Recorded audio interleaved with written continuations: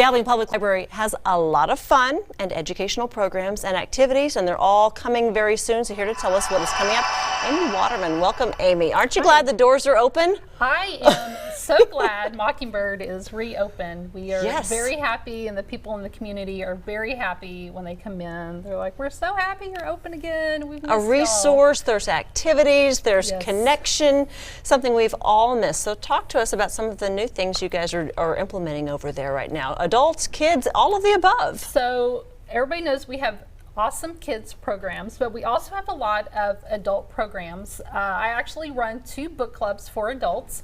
One is during the day, it's virtual, so you can attend during your lunch break. We fit it into that lunch hour. And then we have another one that meets in the evenings, that meets at Mockingbird in person.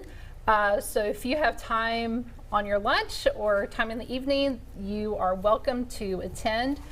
We also have craft programs for adults at Maine right now.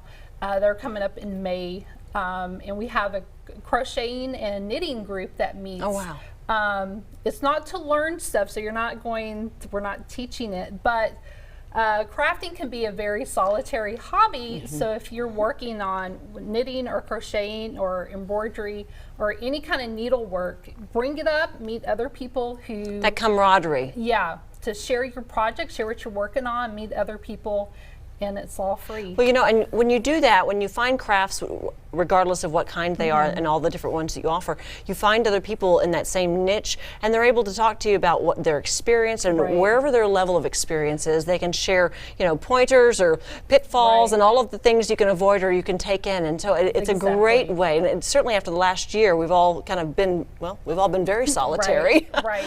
Yeah, and it's great because you may have someone who's been, let's say, knitting for years and years, and someone that's brand new to it. Just the wisdom and the knowledge that can be passed on to a new crafter by a more experienced one is great. That is wonderful. Yeah. You mentioned those book clubs as well. You know, the virtual experience still there. So if you can't get away from work, or if you're still not comfortable being out in public, that virtual experience it's coming in more handily than we actually realized, I think. Yeah, I have people who attend on their lunch break from work, and they just sign in. You do have to register for that one. But it's great because we can sit and talk about the book and discuss and have fun, and you don't have to drive anywhere. There's no extra driving, because I know lunch hours can be very precious. Yes, they can.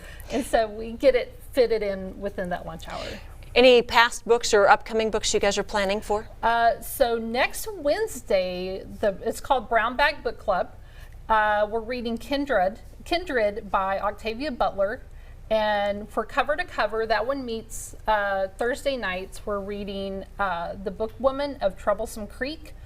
It's a fiction book, and they're both fiction, but they're both wonderful books, and so that's what's coming up. Awesome. The Cover to Cover, we alternate between fiction and nonfiction books. All right, so a little bit of everything in there for people. Yes. You know, and after the last year, so many of us reading at home, reading in isolation, a lot of us need a little guidance. Like, what else is out there to read? Because we know we haven't read everything. And we have all these books are available at the library, so you don't have to go buy one unless you want to. Sure. But yeah, we have more stuff coming up in the summer with our summer reading club coming up, and we're sending someone in May to come and talk about all the summer stuff coming. Okay, so this is just a teaser for you guys out there. This is the adult stuff we have going on. Of course, we know there's a lot of things for the kids. We'll find out more about that in the coming weeks. But in the meantime, if you want to be part of some social interactions, whether virtual or in person, you've created some opportunities and space there. And the doors are open. We're so glad they are for you. All 3 locations, full hours. Fantastic. Thank you so much, Amy. If you'd like to visit the local public library,